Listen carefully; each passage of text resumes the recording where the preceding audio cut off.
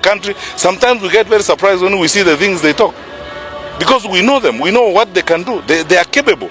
So we are encouraging them. We don't want to criticize them. We want to encourage them to stand up, rise up, crank together and get some work done. And then they carry the burden, sometimes the pleasurable burden of leadership with dignity and grace. And stand out for the country now. So mimi kwa maoni yangu, that's why you have noticed I'm not focusing so much on, talking about siasa and stuff like that. I mean, which siasa are you talking about? 19 people dead. That's what the Kenya Human Rights Commission says. There's so many injured, businesses destroyed. If you look at the looting that was done around, I wonder, finally, let me say this, and I'm saying this with absolute sincerity. I have been moving around, talking to people. I go to, meet people. Look here, I am in charge here today, sitting with these leaders. The level of bitterness and anger down below in the country is unprecedented. I have not seen that before. Now, to imagine that there's nothing wrong and carry on as if it's business as usual, honestly, you have to be a very strange person. We are asking our brothers and sisters, and then, as I said, this is a patriotic moment. This is a time for the country. And what is being called upon now, it's also a leadership moment. Let's stand up and do the right thing for our country. And it cannot be based on excuses, some of them lovable.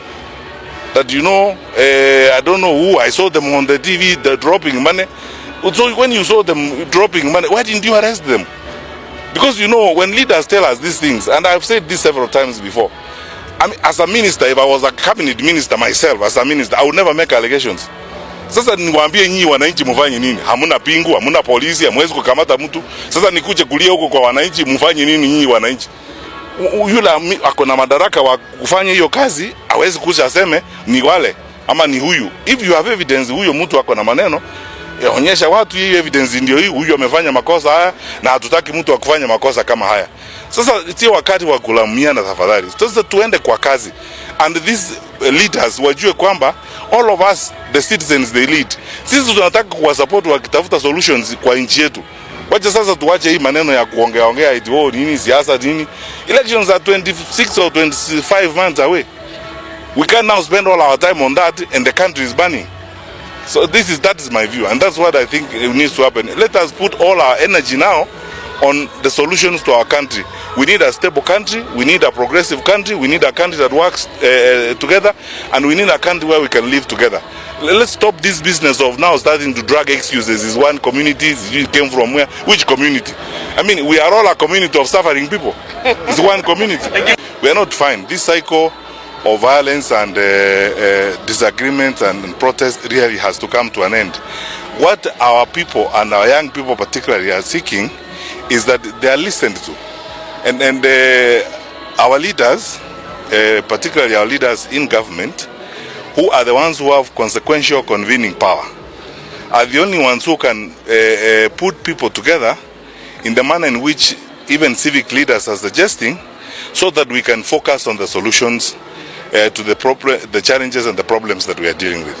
But it cannot be that, when something happens like happened last Wednesday, we now begin saying things that are very interesting. Honestly speaking, it's so difficult to even try to repeat some of the things I'm hearing. How can you say, now we are talking about one community, or saying, the people who were on the streets came from Muranga and Nyeri, and then they went all the way to Kericho and Kisii and Kakamega and Mombasa.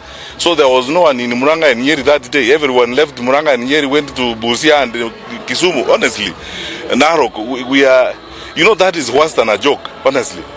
When you are talking about the grave nature of the challenges that we are dealing with, how can we trivialize such a serious national crisis and then subject it to, hilarious jokes like those?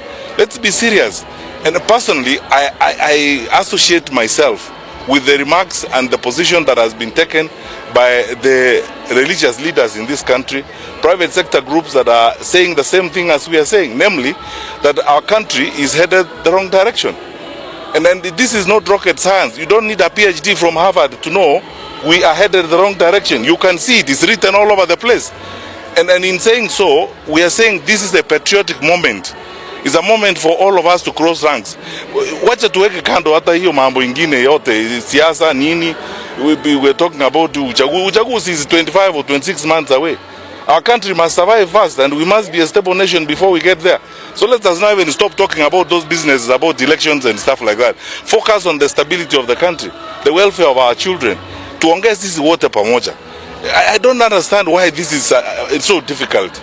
And then when a problem has happened, you know, accepting that we have a challenge does not make you less important, does not take away the power of your office, does not make you a small person. You know, we are human beings. You can actually make mistakes, and then things can go wrong. And if they have gone wrong, the right thing to do is to step forward and say, hey, good people, we think something is not going the right way. Can we now speak? I mean, the Bible is the most quoted text, even by our leaders in government. That same Bible says, come now, let us reason together. It's time for reasoning together for the purpose of ensuring that our country is going the right direction.